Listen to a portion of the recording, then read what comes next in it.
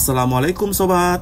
Di akhir Ramadan tahun ini, cuaca lumayan mendukung. Jadi saya memilih untuk berkunjung ke tepi tanggul salah satu sungai di Makassar. Mengapa saya tertarik ke area ini? Karena lokasinya mengingatkan saya pada latar sungai Tama di kartun Doraemon yang di sisi-sisinya ditumbuhi banyak tanaman semak. Namun tanaman tersebut bukan sekedar belukar, melainkan tanaman penting.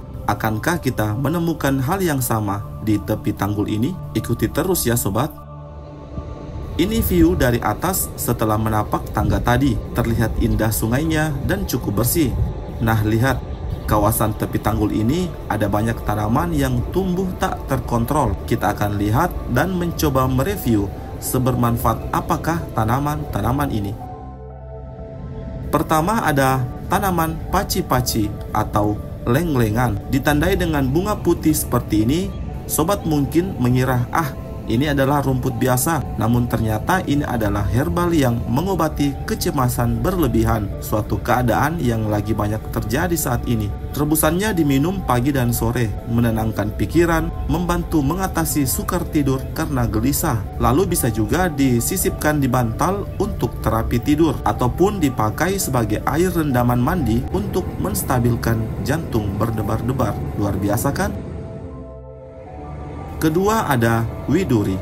Ditandai dengan bentuk tanamannya yang mengarah ke perdu, daun lebar, bunga ungu tebal, dan ketika dilukai akan mengeluarkan getah lateks beracun. Namun jangan salah sobat, olahan kering dari widuri memiliki khasiat ampuh dalam pengobatan penyakit raja singa, bahkan kusta, yakni dengan mengeringkan daunnya sampai kandungan getahnya hilang. Setelah itu direbus dan air rebusannya diminum ketika dingin. Selain itu, widuri juga mengobati encok, sariawan, sakit gigi, dan sakit telinga.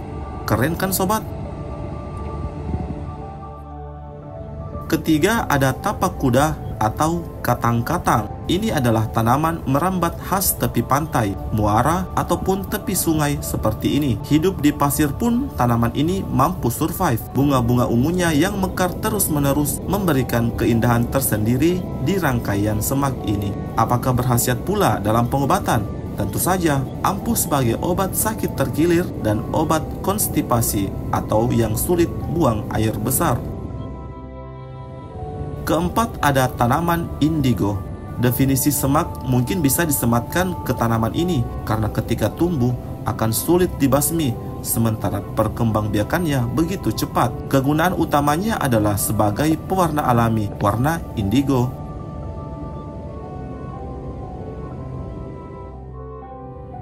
Kelima ada kunubuti. Mengenai tanaman ini pernah saya ulas secara terperinci dalam sebuah short video. Silakan cek sobat di kanan atas.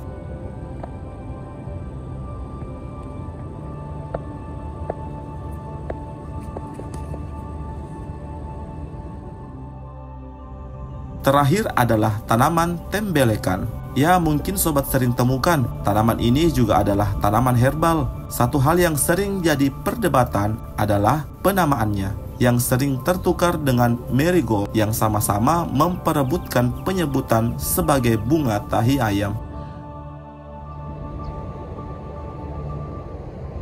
Keadaan sungai yang dibendung terlihat bersih dengan beberapa orang dengan tenang memancing menunggu umpan termakan ikan. Mekanisme penanganan eceng gondok yang invasif sepertinya berhasil diterapkan karena beberapa sungai kecil di sekitar sini mulai dikuasai eceng gondok.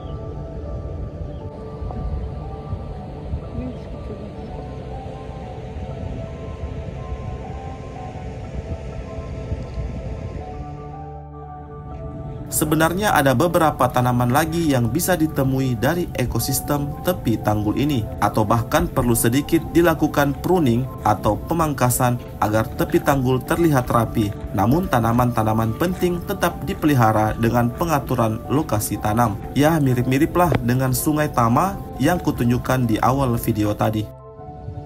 Sebelum pulang saya mengambil buah widuri. Lumayan penasaran dengan isinya dan ingin menunjukkan juga tentu saja kepada sobat tanam sekalian. Buahnya melengkung, ringan dan terasa kosong. Wah, terdapat rongga yang membatasi puluhan biji di dalamnya. Terlihat banyak serat dan ini walaupun sudah kurang getahnya, tapi masih lengket. Jadi sudah tahu kan sobat isi buah widuri?